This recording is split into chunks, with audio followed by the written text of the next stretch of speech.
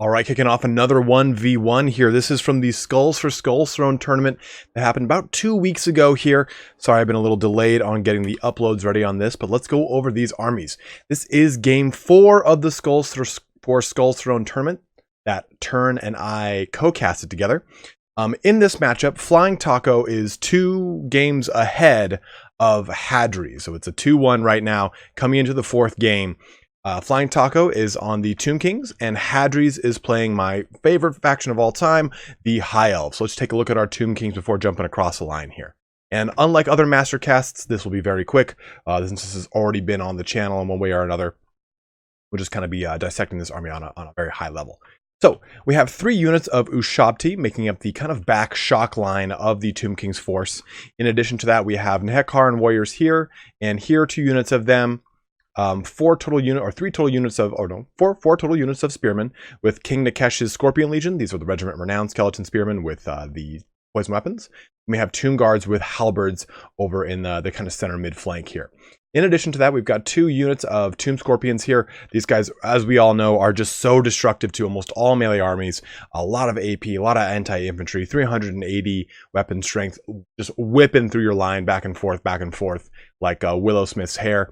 On top of that, though, these guys have a really devastating attack animation that just disrupts so many lines of battle. In the back line, we also have some Sepulchral Stalkers. You don't typically see very often, but they have a lot of AP, a lot of anti-large. In addition, they are a missile unit, so they do AP missile damage that also has poison on it. That poison is going to, of course, be slowing things down, lowering its melee strength, or I'm sorry, its weapon strength and the such. As you can see here, AP, weapon strength, speed, and missile damage are all being reduced heavily by that poison. Now, as far as leadership goes, the Tomb Kings, Flying Taco went with Cetra the Imperishable on foot, no less. So a pretty good target here. Makes him a lot harder to buckle down and focus down. He's got Incantation of the Skullstorm, Incantation of Protection, got 44% physical resistance, and the Incantation of Cursed Blades to help out with some burst damage. Lastly, of course, he has his 3 passive abilities, Unyielding Will, giving him a 5 melee attack and melee defense to everything in a 55-meter radius around him. And lastly, we have a Necrotect with Regrowth, as to be expected. Now, as far as our High Elves go, it's a pretty standard construction here, right? We've got 5 total units of spearmen making up the front and back lines of this force, defending both of these Eagle Claw repeater bolt throwers right here and here. In addition to that, we have some Lothern Seaguard in the dead center here, which is really good. That anti-large really helps out on any construct play looking to push through your line very quickly and very heavily. In addition, we have 1 unit of Silver Helms on the rightmost flank, and then 2 units of Dragon Princes, one of them being the Fireborn, the anti-large variant. They've got Martial Mastery, which is an even better version of Martial Prowess. And lastly, they also have some glorious flaming attacks. As far as leadership goes, we're going to be seeing the double noble play that we typically see. A lot of AP, a lot of anti-large from these guys. And then Teclis with Net of Amantak, Enfeebling Foe, and Regrowth, but also Potion of Charoi and Teclis' Sword. So maybe we're going to see some Battle Mage Teclis kicking in here. So we're going to have our game underway. We'll see how this kind of plays out. You can already see the repeater bolt throwers choosing their targets in the Tomb Scorpion, which in all honesty is a very, very good target. Flying Taco's got 2 of these things, and for the most part, there's no Phoenix Guard or AP anti-large to deal with that thing, aside from the Fireborn, which again are not AP, and the Nobles themselves. So they're going to be relying on a lot of the combined firepower from those repeater bolt throwers. You can already see the Eagle Claw bolt throwers. You can see the Lothern Seaguard trying to tick off some hits onto the Nehekaran warriors, which is a good choice here. They have no range defense, unlike the rest of the line, which does have silver range defense. So a good call on his part. Flying Taco getting charged already by Hadres' little Doom Squad here, pulling his noble and both his nobles and Teclis into the fray, getting a good side charge in with the Dragon Princes on the rightmost flank.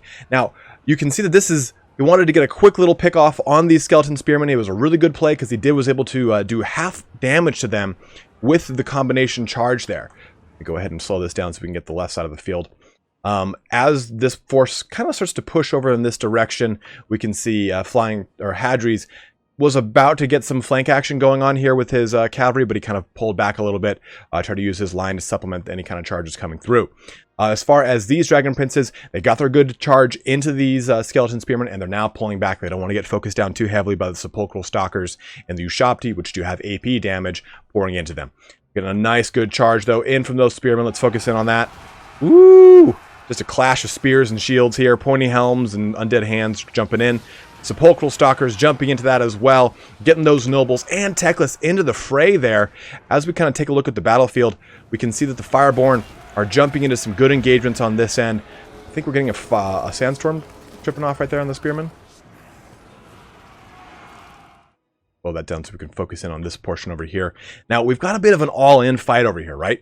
We've got Cetra the Imperishable, we've got the Necrotect, and we've got all these other goodies here. Both these Spearmen, these Ushabti, and this unit of Sepulchral Stalkers. You can see Hadres is shifting the Dragon Princes over to this portion of the engagement to help out. He knows that there's a lot of anti-large here and a lot of AP, a lot of points investment in this location. As a whole, he's also pushing his Silver Helms through this pocket. He's already hit into these, there we go, into these Nehekarn Horse Warriors very, very well. But the Silver Helms are going to be focused now down by some 2 guards with halberds, which is not good. Anti-large and AP coming out from these bad boys, and some Ushabti. They can slice and dice some ass going on over there. The Fireborn have a really good target here in the Tomb Scorpion. Nero's incantation of protection has gone down for a good 44% physical resist, but there's a lot of fire damage coming out of the Fireborn, and that's the most pivotal thing about them. Getting that good kind of flanking charge in here onto the Nehekarn Warriors. That Sandstorm just landing and doing a good amount of damage to those Spearmen. Hadres is able to pull that out just in the right amount of time, getting a good regrowth on this group here. Remember, Earthblood did get a bit of a nerf in the most recent patch, limiting the amount of total units he can hit to 4. Same thing with Invocation of Nehek. You can see across the line, these are the Silver Helms? Yes, these are the Silver Helms. Starting to buckle. The Dragon Princes on this side are starting to deal with a lot of resistance. I'm sorry, not the Silver Helms are dealing with a lot of resistance. The Dragon Princes are over here and here in the dead center. But take a look at this fight that's going on over here. We got one noble. It's at about half health. He's pulled Teclis back a little bit, and the Sepulchral Stalkers are in really good shape, actually. I mean, they do have 50% health. They're hitting with a replenishment from the Necrotect, and as a whole, the Tomb Scorpion has finally buckled through the center, but Hadres was quick to react with Teclis, dropping a nice net of Almond Talk onto him. Now he's both got his his Eagle Claw bolt throwers. I keep wanting to call them repeater bolt throwers. Focused down onto the Tomb Scorpion. He's pushing into him with some Spearmen as well, so he's getting a lot of really good value out of that heavy push there. But as you can see, man, look at that Tomb Scorpion just roiling around, just bathing in some Spearmen right there. He's got that other noble onto it as well to get some AP and anti-large onto him. You've got this other noble that's kind of getting circle beat over here, but he pulls out of it just in a good amount of time. Silver Helms in the back line, though, they have finally kind of come back from their little route, and they're trying to get some good distance from them.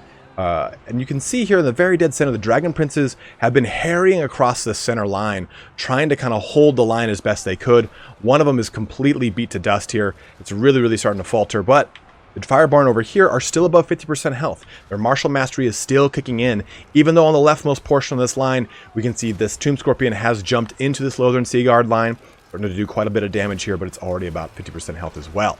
So, as a whole, let's take a look at this battlefield. Now, let's do as a whole, we can see this is a very close fight. The balance of power is at a strong 50-50 right now. There's no real strong moves either way. We can see that this Tomb Scorpion is about to get buckled, and that's going to be a very good force multiplier for Hadres.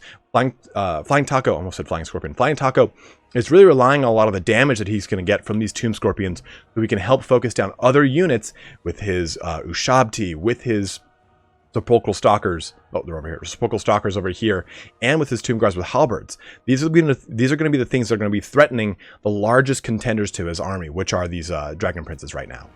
Another moving charge right here onto this other Tomb Scorpion, getting a good deal of movement from this unit of Fireborn. You can see another regrowth being dropped in on them because it's crucial to keep them above 50% health, so that martial mastery can kick in.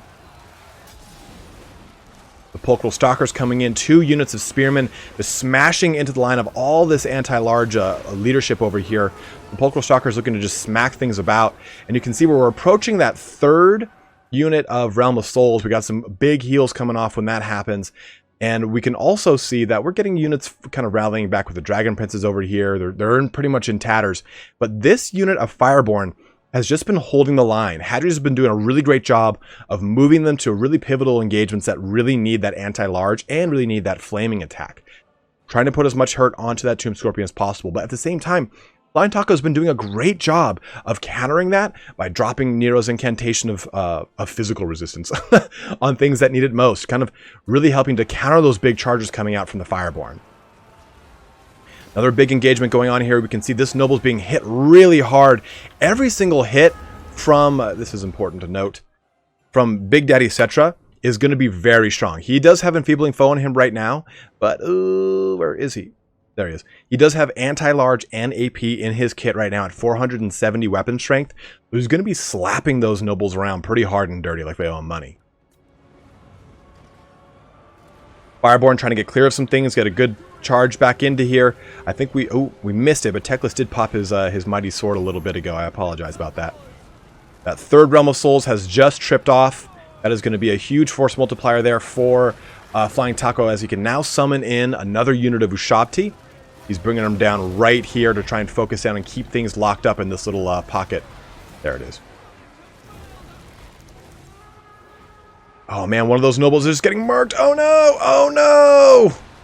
Getting sliced and diced by the Ushabti, and then just off with his head by the summoned Ushabti unit. Teclis is trying to get in and out of this combat. This unit of Dragon Princes is now fleeing off the table as this noble tries to finally get some value by destroying a Tomb Scorpion. You can see Teclis is kind of wavering back and forth too over here, trying to keep some distance between him and this left flank that is now completely buckled and is pushing onto the Eagle Claw Bolt Throwers. The Nehekar Warriors are on there as well. It's going to be a lot of damage coming into them. As a whole now, the balance of power is still kind of ebbing now towards the Tomb Kings, but it's not a clear like 70-30. It's still, I'd say, 55-45. Fireborn now pretty beat up at this point, and really what's left in the High Elf line are these Fireborn and this Noble that can do the majority of damage to the scarier things that are left. There are so many spears and halberds left, and Cetra the Imperishable is in great shape for a man without a nose. So, really right now, Hadres is facing quite an uphill battle. He's getting a lot of cycle charging in as much as he can, try and neutralize the force of his enemy. I mean, he's got 2 units of Ushabti, which are still kind of holding on. They're going to have quite a lot of volume. They're going to be able to absorb these charges quite well. At this point, he just has a Noble, some beat up Fireborn, and Teclis to really kind of square things off here. And I think that we're going to be seeing Flying Taco push ahead in the finals 3-1 against Hadres. Unfortunately, we don't have the first battle to kind of go through. We didn't get that replay, but the first battle was was won by Hadres, I believe, and this is the third unanswered win by Flying Taco, putting him 2 ahead. Now, this is a best of 7, so Hadres has plenty of time to come back here, and we actually have 2 other games to cast to take a look at this. So let's look at the post-battle report here real quick. As we can see, those those Dragon Princes and the Fireborn really pulled their weight. 99 and 53 kills. They were trying to get as much damage as they could into the bigger, heavier targets. But the thing is, Flying Taco did a really good job of keeping his Tomb Scorpions swarmed with other Spearman units. Not so much that they could completely counter the Dragon Princes, but mainly to absorb the damage of the heavy charges and the focus fire burst damage of those Dragon Princes. And Hadres, I think, had a really good solid build here. He had a lot of really good things in mind. I think, though, that maybe 1 unit of Phoenix Guard or 1 unit of some of the more specialist forces of the High Elves. In fact, White Lions do very well in this matchup because they don't have to worry about the amount of damage coming back from them. The Tomb Kings don't have a lot of burst when it comes to their front line. They rely heavier on their constructs to do a lot of their burst damage. That's where White Lions really kind of thrive in a matchup like this. I think had Hadres had 1 or 2 of those White Lions, he would have been able to focus down the Spearmen a little bit easier. His Spearmen were getting mucked up on their Spearmen, and as a result, it wasn't able to have his army as flexible as I think he wanted. As a whole, though, I think Hadres was playing to a lot more construct play, which is very typical of Tomb Kings. Now, Flying Taco's army, he had a lot of great Tomb Scorpion play here. Those Tomb Scorpions, while not having a lot of damage, were able to disrupt the foe enough that they could do a lot of damage from the Ushabti, from the Sepulchral Stalkers focusing down the Nobles. There was just so much supplemental play and synergy built into... Synergy? Oh my god, this is like a fucking corporate email.